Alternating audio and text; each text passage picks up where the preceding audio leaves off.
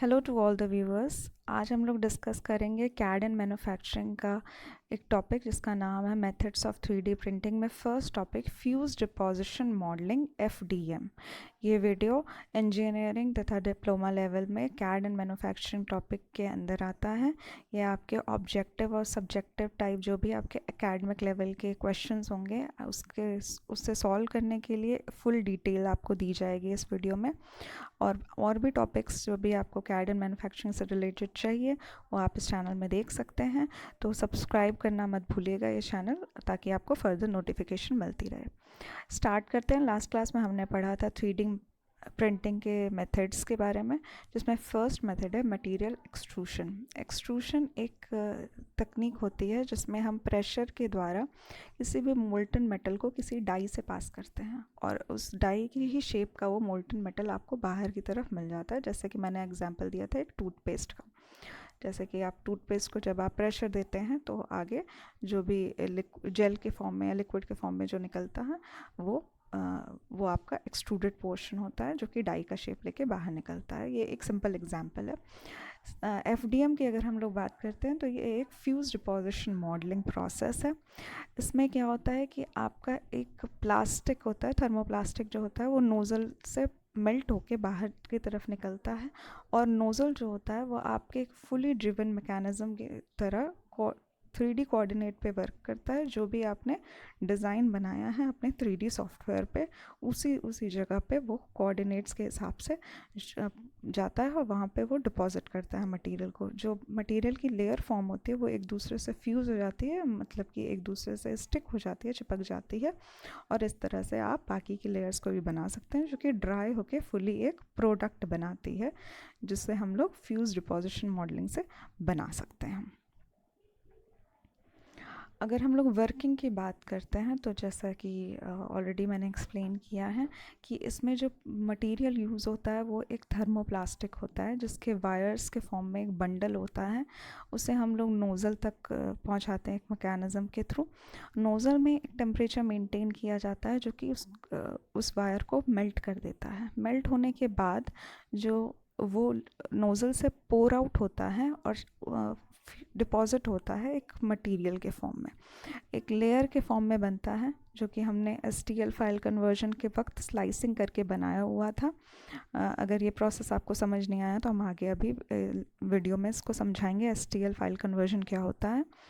इसके बाद जब वो लेयर बनती है, पहली लेयर, तो वो दूसरी ड्राई अप होके जब दूसरी लेयर फॉर्म होती है तो वो एक दूसरे से स्टिक हो जाती है। इसके लिए हम किसी प्रकार का एडहेसिव का यूज़ कर सकते हैं, और इस प्रकार से ये आपका फर्स्ट स्टेप कंप्लीट होता है। नेक्स्ट स्टेप में क्या होता है, नोज़ल मूव करता है। जब नोज़ल मूव करता है एक जगह से दूसरी जगह पे, तो उन्हीं कोऑर्डिनेट्स पे जाता है जो कोऑर्डिनेट्स आपके सॉफ्टवेयर ने बताया है।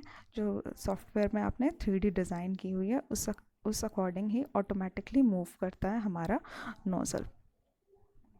नेक्स्ट है, अगर एक लेयर फॉर्म हो जाती है तो जो भी तब तक वो लेयर बनती रहती है जब तक कि फुली प्रोडक्ट फॉर्म ना हो जाए। तो once a layer has been created, वो बार बार उन्हीं लेयर्स पे वर्क करता रहता है जब तक कि डिज़ायर्ड शेप ना फॉर्म हो जाए। तो इस तरह से ये एडिटिव मैन्युफैक्चरिंग चलती रहती है until your product is being created.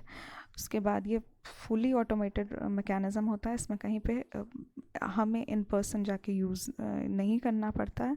हम बस कोऑर्डिनेट्स देते हैं और बस उसे कमांड दी जाती है, फर्दर प्रोसेसिंग होती रहती है।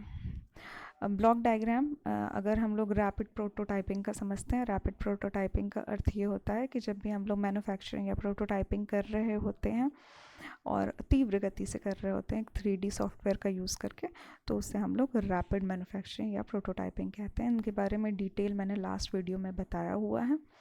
तो ये एक प्रोसेस है जिससे हम लोग FDM को डिटेल में समझेंगे ब्लॉक डायग्राम से। पहले हम लोग प्री प्रोसेसिंग की बात करते हैं।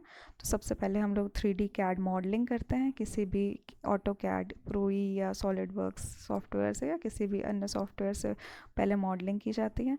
फिर उसकी डिज़ाइनिंग की जाती है, बाय पार्ट्स डिज़ाइनिंग की जाती है, पार्ट बाय पार्ट।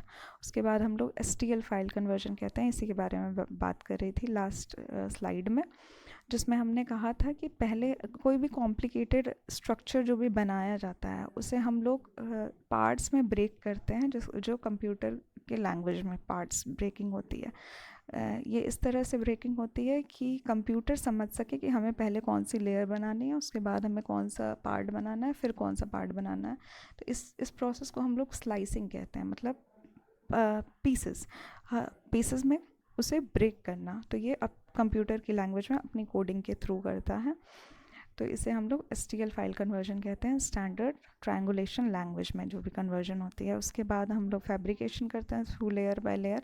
FDM में जो फैब्रिकेशन का प्रोसेस यूज़ होता है वो एक्सट्रूजन का होता है, एक्सट्रूड आउट होता है जो भी हमारा मटेरियल होता है, और फ्यूज़ होके डिपॉजिट होता है।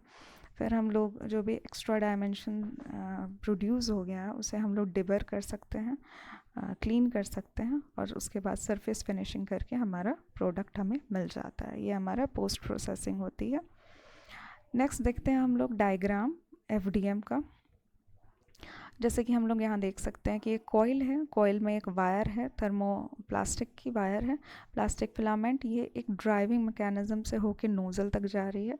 ये जो भी मैकेनिज़्म है ये 3 डायरेक्शन में मूव कर सकता है, X, Y and Z movement, जैसे कि यहाँ पे लिखा हुआ है। उसके बाद ये नोज़ल में जब जाती है तो मोल्टन पेस्ट के फॉर्म में होता है। उसके बाद वो वहाँ से पास होके फैब्रिकेटेड पार्ट पे जाती है। फैब्रिकेटेड पार्ट यानी कि जो भी हम पार्ट बना रहे हैं उसका जो भी स्ट्रक्चर बन रहा है वो फैब्रिकेट हो रहा है, मैन्युफैक्चर हो रहा है।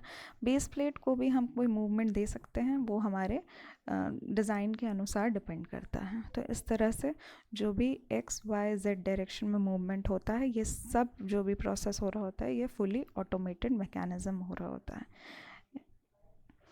नेक्स्ट हम लोग देखते हैं एडवांटेजेस ऑफ FDM। FDM के काफ़ी एडवांटेजेस होते हैं, जैसे कि पहला कि काफ़ी स्पीड का प्रोसेस है। बाकी मैन्युफैक्चरिंग जो भी हम लोग कन्वेंशनल मैन्युफैक्चरिंग अब तक करते आए हैं उनके अकॉर्डिंग ये काफ़ी स्पीड वाला प्रोसेस है। मिनटों में ही हमें एक पार्ट रेडी बन के तैयार मिल जाता है FDM 3D प्रिंटिंग की टेक्नोलॉजी से। दूसरा, इसकी एक्यूरेसी काफ़ी हद तक अच्छी होती है, 0.005 इंचेस तक की एक्यूरेसी देता है ये। काफ़ी अफोर्डेबल भी है, इजी टू यूज़ होता है, और साथ ही साथ हम लोग छोटे से छोटा स्केलिंग करके हम लोग छोटे से छोटा भी प्रोडक्ट इससे बनाया जा सकता है। तो इसके स्केलिंग के काफ़ी सारे रेंजेस अवेलेबल हैं। कुछ डिसएडवांटेजेस भी हैं FDM के, जैसे कि बाकी जो 3D प्रिंटिंग के मेथड्स हैं उनकी कंपैरिजन में ये थोड़ा सा स्लो है।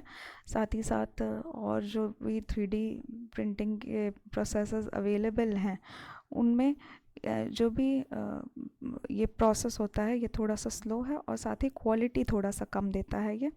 लेयर बाय लेयर डिपॉजिशन की अगर हम लोग बात करते हैं तो पहला लेयर जब ड्राई अप होती है तो मे बी उसमें शायद थोड़ी सी रैपिंग आ जाए, थोड़ा सा साइड से मुड़ जाए, या फिर थोड़ा सा श्रिंक हो जाए, थोड़ा सा अपने साइज़ से जितना होना चाहिए था उससे कम हो जाती है, ड्राई होकर श्रिंक हो जाती है, सिकुड़ जाती है।